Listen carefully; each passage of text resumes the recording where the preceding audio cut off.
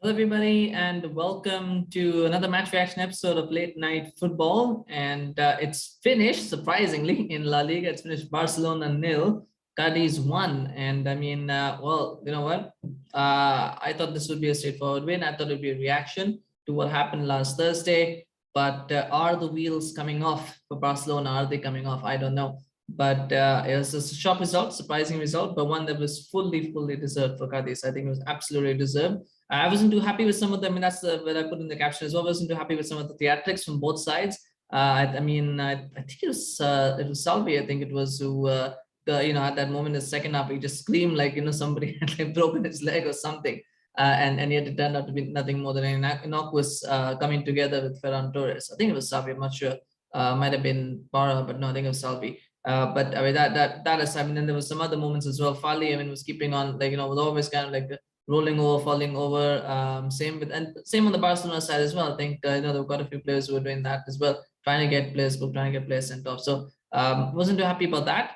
But other than that, but I thought Cadiz played really well. They really looked organized. It looked professional was the word that even the commentators used. Totally agree with that as well. They look compact, and I thought Barcelona just looked devoid of ideas. They were very sluggish right from the start.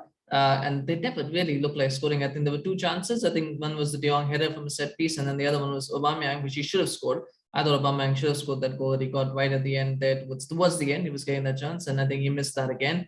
Not that he missed it, the goalkeeper saved it basically. I mean, talking about the goal itself, I mean, what was there to say? I mean, a lot of comedy of errors. There's the cross comes in, and I thought Lenglet. I think Lenglet was not Eric Garcia. Lenglet was the guy who should have tried to head it, and I don't know what he was doing. He was just standing still. I don't know whether he got a shout from whether the keeper. He thought the keeper was going to come and collect it, whether he thought there was nobody behind him, but he just looked static. And the ball comes over, and it's almost an easy. I think it was Para. I think it was. I'm not sure who it was. I forget the name. I'm forgetting the names here, but there are two chances really. I know Sobrino. Yeah, so Sobrino were two chances to shoot. He shoots one time, two times. Ter-Stegen saves both, but then Lucas Perez on hand to score. And he should have scored in the first half, Perez, but he does get it on the second. But he does get that second bite of the cherry, and he scores. And I mean, at that point, I thought Barcelona looked shell-shocked. The way they looked shell-shocked, they weren't expecting it.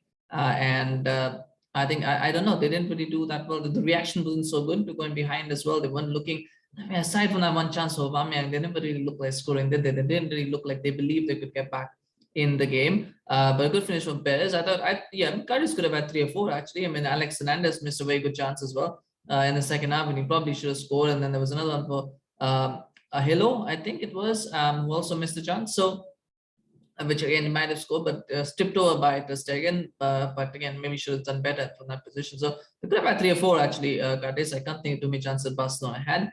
And it was a disappointing defeat, but it does mean that Madrid are now only 7 points away from the title. They were 10 after the win yesterday, but Barcelona now put them 7 away from the title. So they're getting closer and closer to that La Liga title. I think most people know that they're getting it. But coming to this game itself, I mean, I thought Lenglet was bad. Lenglet was pretty poor actually throughout the game. I mean, he's not really first choice anyway at this point. So I think he's pretty much he's lost his place. He's way down the pecking order. So it was a bit of a surprise to see him start anyway, even with PK and Araujo out.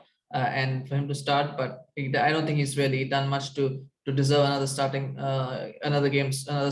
So I don't think he's done much there. I thought Eric Garcia again looked a little bit shaky. Yeah, a good shot was the end, but I think again defensively, I think he looked shaky. I thought Dembele, for me, at least first half, and until the point that he played on the right wing, I thought Dembele was probably the worst Barcelona player on the pitch, because I don't know what it was, and maybe it was the fact that he was trying too hard, that he was trying to prove a point. I don't know what it was, but every time he kept cutting onto his left and trying to take shots from ridiculous angles. Every single time he's trying to cut inside and take ridiculous shots. And I think a couple of times, and I know Alba said once, Alba yelled at him once. I think even Leon screamed at him once.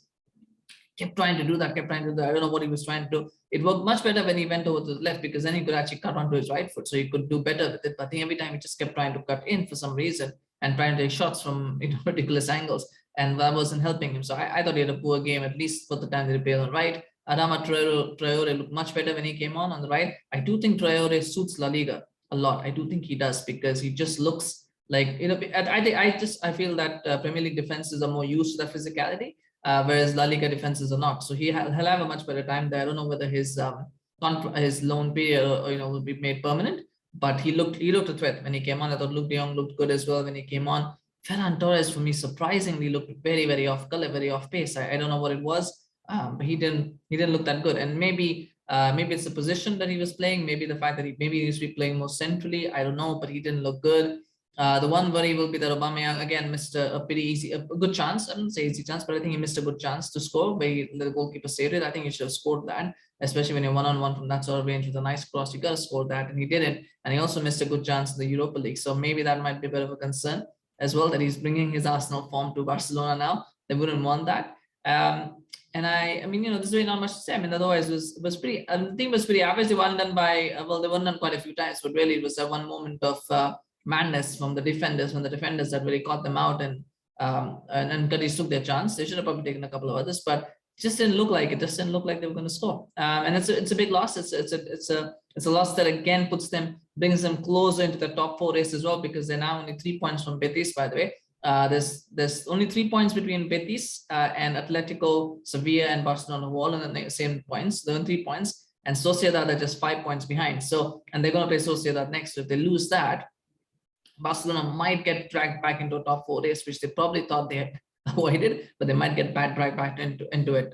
So that was something. I do think they missed Pedri as well, and that's an important point to make as well. And I don't know if he's going to play again this season, but they did miss him because he brings so much to the team, and I think his loss would be felt. But nonetheless, for the moment, it's well done to Cadiz. I thought they looked Fali, for me, looked absolutely incredible. Looked like the best defender on the pitch, definitely. Even aside from theatrics, of course, he looked immense. He made sure that he won all of his duels. He won all headers, tackles. He was doing everything. I thought he was good. I thought Alex Hernandez looked good as well. Missed aside, which he should have scored.